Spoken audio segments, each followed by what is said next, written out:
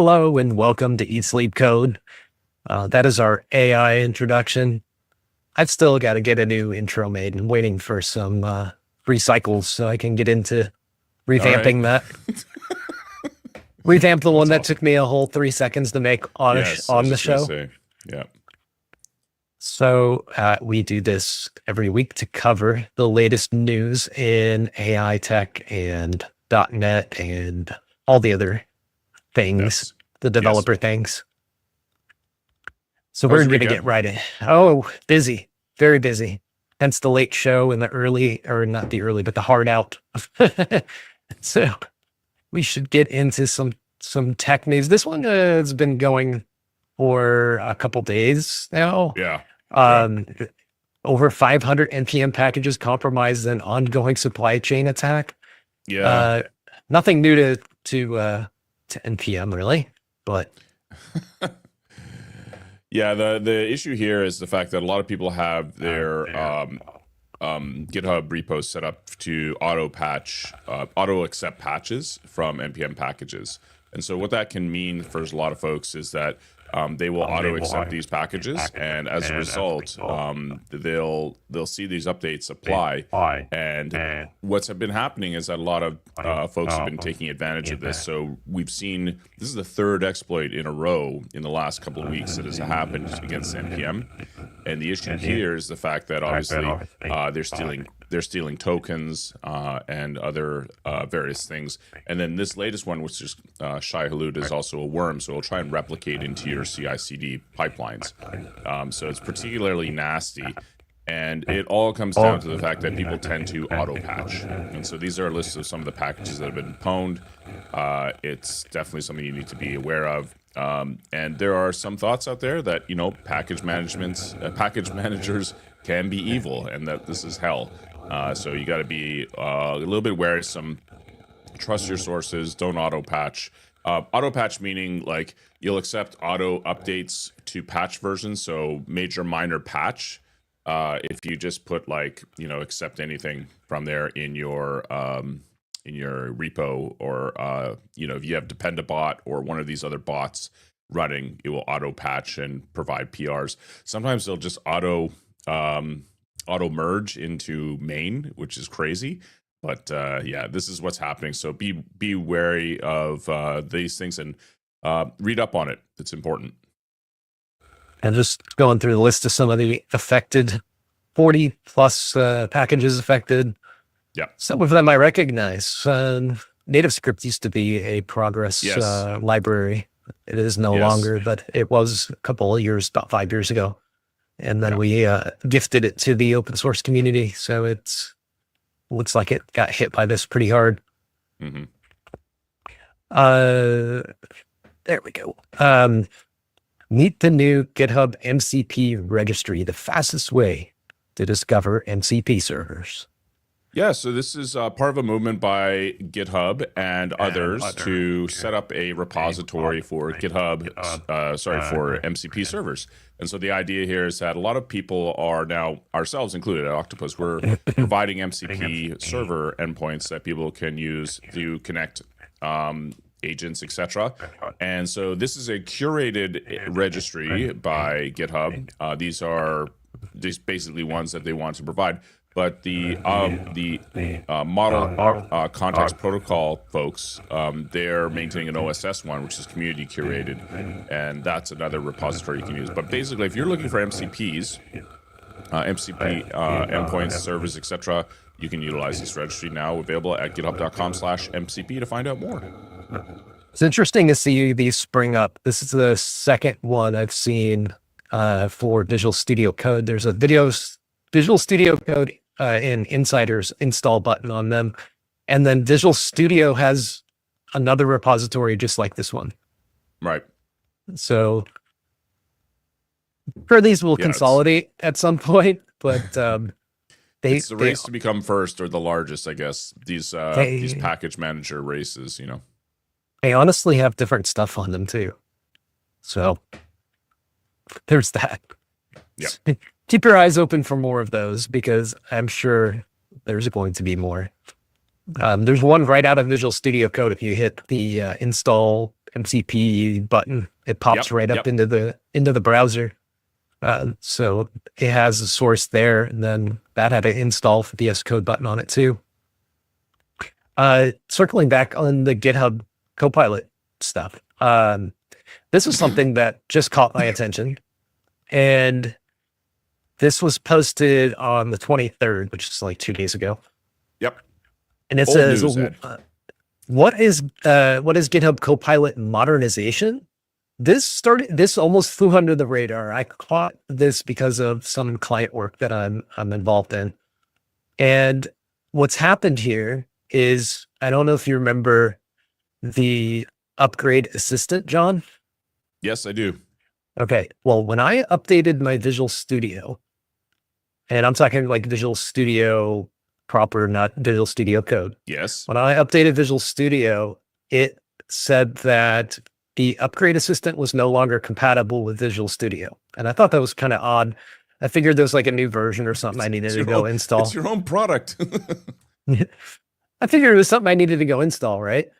Well, turns out it has been deprecated and merged into Copilot as a Copilot plugin.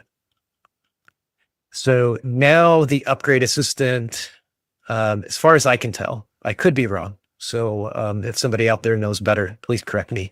But it looks like now it requires a Copilot license, and then Visual Studio, one of the, regular, there's several versions of Visual Studio, but it's not the basic version. It's like any of the paid ones to make this work. And then you go into Copilot and you do the @modernize tool, or you ask it to modernize your app and integrate the tool. So you have to go into Visual Studio, into Copilot, and then kick it off. And then it is an AI-powered assistant now that will help you upgrade and migrate your projects to a new version of .NET and Azure. So it has taken on more functionality, I guess, and been made easier to use and more intuitive. But from the surface here, it looks like the prerequisites got a little bit steeper as far as licensing and stuff like that. But Right. that's just my first glance at it. I don't know. You may still be able to run the old version successfully.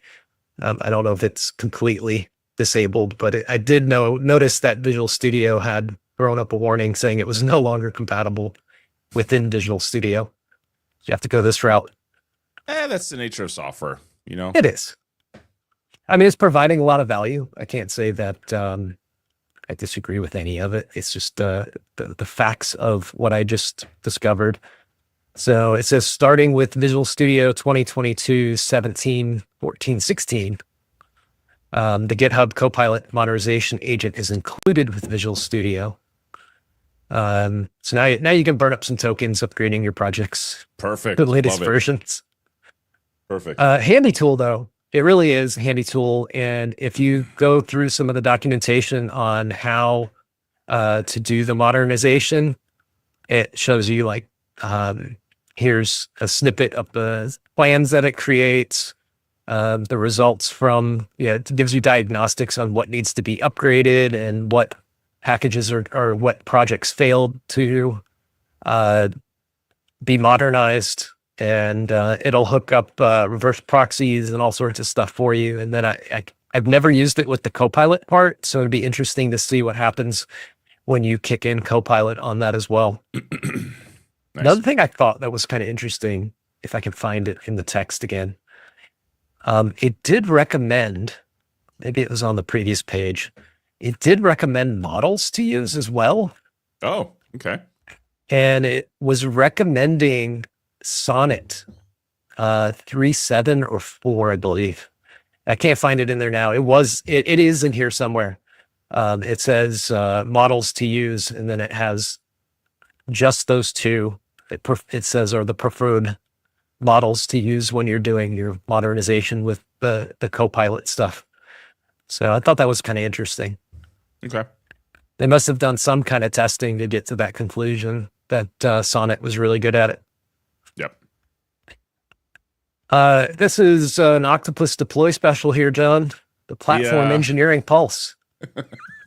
Thanks for mentioning this. I appreciate it. So this is a new report that we have that is coming very, very soon. As you may or may not be aware, platform engineering is something that's key for a lot of organizations who are implementing CI/CD.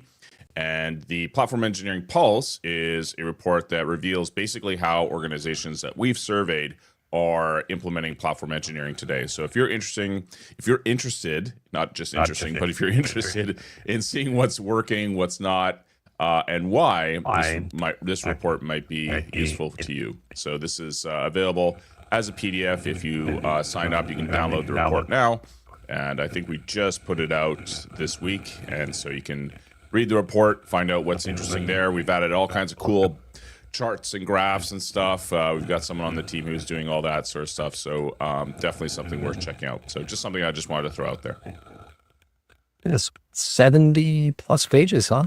That's pretty in depth. Not all generated. None of it is generated too. It's all handcrafted.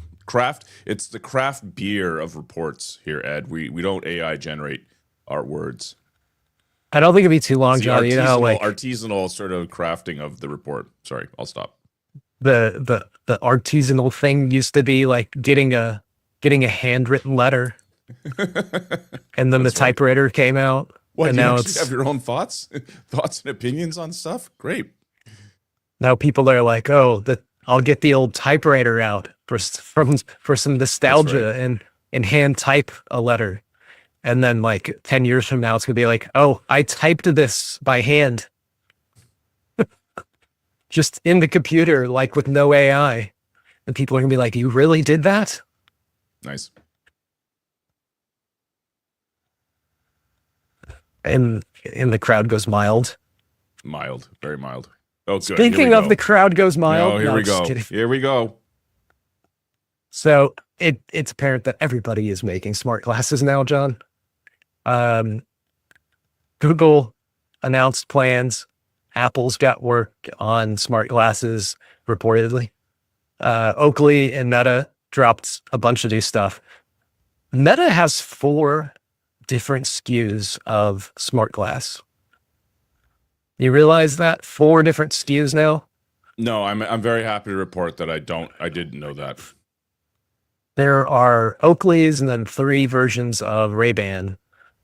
There are sports ones, which I think the sports ones are ones that are overlooked by the tech news community. That goes to head-to-head competition. For good reason too. Not really. I mean, if you think about it, like GoPro and Insta and all of those camera vendors, they have really good products, all of them. But they specialize in like head-mounted cameras for people. GoPro's barely hanging on, eh? Is it really? Have you seen their stock price? No, I don't watch their stock prices. I know there's a lot of competition out there, especially with this. Maybe this is why, John. Maybe this is why their stock is tanking, because everybody's moving to smart glasses. In 2014, their stock price was around $85. Today, it's about $2. Ouch. Yes. You sound like you may have invested. No. Did you lose some money there, John? No. Look at all these. I'm the one who goes negative. Why do you go negative, Ed? I'm the cantankerous one. Come on. One of us has to do it. Yes. So there's a huge bad list cop, here. worst cop. Come on. Huge list of vendors that are trying to get into this market. Maybe they're onto something. Who knows? Maybe. But notice the small frames. They're all getting cut down in size. They are solving problems left and right. So Meta dropped their smart glasses this week, and AM Display. Okay, they dropped their smart glasses. The glasses I think are really interesting. They are very Google Glass like. So there's going to be haters out there that are like, oh, it's just Google Glass again. It is, but it isn't. I think it offers more functionality than Google Glass did. But it was 10 years ago, like Google Glass came out. So, I mean, denying that Google Glass didn't do something great. Um, the thing that I found really interesting, though, is this new input device. Have you checked out this neural wristband yet? What do you think? No, of course I haven't. Old man yells at cloud, get off my lawn. Yes, no, I haven't. That's right. I'll just have my fist permanently raised in the air, No, you don't have to. That's the cool thing. Oh God. That's the cool thing. You don't have to Provided do it anything. works. Provided it works, right? So it looks interesting. I haven't used it. I cannot tell you if it works or not. The tech enthusiasts that do the YouTube videos and stuff that have early access have given the wristband a little bit more kudos than the actual glasses themselves. No. So the device is really interesting to me. I love different input devices. I think there's opportunity for things outside of keyboard and mouse. And this one, I'd like to get my hands on, no pun intended, and give it a shot. But the way it works is it's an EMG band, so you do not have to physically touch anything with your hand. It's picking up the neural responses in your wrist. And then they say it's using AI, it's probably machine learning, but it's using some sort of machine learning to decipher your finger movements into UI movements on screen. So you could have your hand in your pocket, John. You don't have to have it in front of your face. I don't care. Even better yet, you could have your hands on the steering wheel. Don't do this, folks. You could have your hands on the steering wheel and be navigating your UI that's up in front of your face while you're trying to drive. Isn't that frightening to think of? Yeah, Please don't do that. No, it sounds like a really, really cool device for interacting in new ways with new UIs that we haven't tried yet. So I think that's exciting stuff. It's if you look at the prototype for this thing, it was gigantic. Like it looked like 7 Matchbox race cars strapped together on somebody's wrist. And now it's the size of like a Snap bracelet from the 80s. I just dated the living heck out of myself. It is so tiny. Does anybody know what a Snap bracelet is anymore? I don't know. Is that generation still around? It was the greatest generation. Anyway, so yeah, it's small. The glasses, John, you keep saying they're not small enough, but these are pretty slim. They're pretty slim. Yeah, they look fine. And they may look slim. It depends on how heavy they are. We can find out. I know you want to order a pair, so we can find out. They're only $800. 800 US American dollars. Yeah, so that's what, 2,000 Canadian? It's like 11 billion dollars Aussie, yes. They are $800. That is a lot of money. However, first gen technology is always expensive. It's always expensive. Why do you go back? Why do you always pass the most glaring, the most obvious flaw in this whole story? They're $800 glasses. They could be $3,500 demo. What do they do? And what do they do from Apple? But what's better than I can just go like this? Oh, interesting. Interesting. And I've got like an all-day battery life on this, you know? The HUD directions I think is really cool. I think HUD directions are neat. I would like to see more haptic directions myself. But the HUD directions is neat. Haptic would be where you're. I don't want to be going around the city like this or like this, or I just, you know. The haptic one would be better, in my opinion, where your neural wristband or watch or something vibrates to tell you which directions to turn. Like 2 buzzes for left, 1 for right. On your phone. Google Maps does this already. It does. Then you have to hold a phone up. He's your walking pocket. a small child in his other hand. He doesn't have a free hand for phone. He's risking his child getting run over by a car by holding his phone up. This is a solution looking for a problem. It is still cool. I don't care. I like it anyway. Don't care. So these are 800, but the glasses are part of the equation. The wristband comes with them, so it's a 2-piece set. You could say each is 400, right? Is that fair? Sure. I mean, who are you trying to convince here? Me or you? Yourself or me? My wife, John. That's right. Trying to convince your camera that just went off for no reason. Sorry.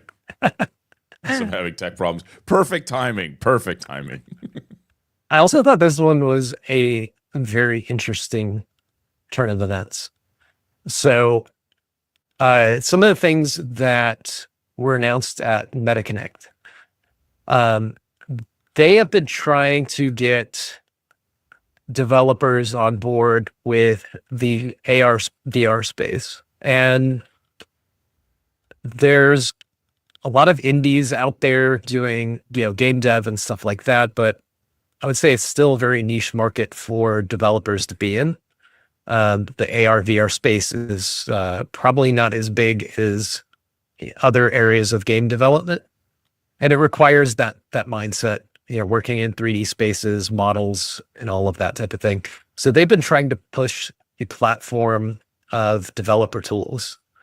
And one of the things that they've done is integrated AI coding technologies into their Horizon worlds.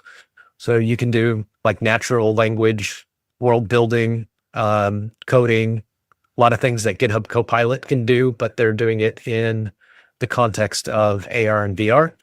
So that's kind of interesting. But another thing that they're doing with AI is they're allowing like NPCs to get involved with large language models. And then on top of all of that, they rewrote the engine for Horizon, which is the 3D environment that you use on the Quest if you're not playing a game. So it's kind of a an open world playground, for lack of a better term. It was their big reach for what was it called? Oh shoot. They had this big pipe dream that they were going after. But anyway, the this metaverse? is Metaverse. Yes, thank you. This was the metaverse. How could you forget about that? People finally stopped talking about that. Yeah. So this all comes out of that effort. But what I think is interesting is they were using Unity as their base for that. Solid framework. So, good solution. Yeah, and Zuckerberg said during his keynote even that it's a great framework, and their reasoning was not that it wasn't capable. It just wasn't tailored to what they were trying to do, which is fair. I mean, it's a 3D engine. It's more than capable, but they wanted something that was tailored specifically for AR, VR, and this dynamic AI-powered creation tool stuff that they're building. So they rolled their own. They built a new one from the ground up. Of course they did. Of course. And I believe he uses TypeScript under the hood. I believe if you're going to develop on it, it's in TypeScript. Okay. So that is all just interesting stuff from a developer standpoint. Whether you intend on ever doing this stuff or not, I think it's interesting to follow. For me, the true test of where Unity took off in my mind was when I saw it using. I saw Hollywood applying it to their backgrounds, etc. That's when I was like, wow, like this thing is super capable. Yeah, I think it was Westworld and Star Wars. Star Wars is that were the big quintessential application. I think like that was that looked so good. I was like, this thing is awesome. Yeah, so instead of using green screens and CGI only, what they're doing is they have a gigantic screen. You could think of it as like the Sphere in Las Vegas, but on a smaller scale. Yep. And then they 3D animate the backgrounds and play them on that giant screen. And then the benefit of that is the lighting is in tune with the scenery, because the light that's being emitted from the screens helps light the stage. So if they're on a moon and the sky is blue, it's casting blue light on their skin, and it's easier for them to blend in the real props with the fake ones. And there's a lot of really crazy stuff they're able to do with that. Yeah. So that is really cool. They do use Unity for some of that, and I think Unreal Engine for some of it as well. So all these 3D engines are just fascinating. And this is their engine is much less graphically inclined. Like it's running on low end hardware. These VR headsets, they're basically Android phone hardware. They're pretty capable, but the graphics, they're not running like a big NVIDIA chip or anything like that. So they wanted something that could be more directly tied to the hardware, and that's what they went with. And the graphics look good for the VR space. I mean, they're pretty decent from what it used to look like with Unity. And again, it's no fault of Unity. It's just the devices weren't capable of running the higher end graphics Unity is capable of, and this has been streamlined so it can run higher capable graphics. It's been tuned to run on those devices specifically. But yeah, see, here we go. TypeScript generation. So it's writing TypeScript. There's AI generating assistance for all the assets that go into game dev, sound effects, meshes, textures, skyboxes, all sorts of stuff. So I could see some indie devs making some money off of this, publishing worlds and things within Horizon Worlds, and assets to go with it, clothing, all of that stuff that people love to buy for their characters. So we'll see where that goes. There's quite a few Quest users out there these days. I think they're in the millions now. So there's dozens of us, millions and millions of Quest users. So hopefully they'll turn a profit someday. They're losing like to the tune of like $4 billion a year or something. It's pretty crazy. Ed, why is all the stuff that you like from a consumer perspective propped up by VCs and angel investments, etc.? And just like imagine in a world, and like the whole world. That's where all the fun is. Yeah, but the whole world is like, nah, I'm not doing this. This is dumb.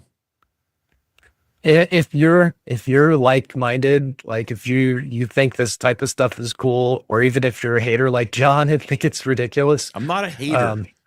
There's a fantastic show on Apple TV called Mythic Quest, and it's think of Silicon Valley but for game developers, and like it's an amazing show. Like check that out sometime. You probably die laughing at the characters on there. You'd be like, all right, that's Ed right there. I know who that is.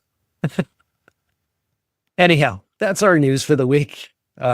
We've got a short list for this week. We've got some of our news articles bumped to next week because we're short on time, unfortunately.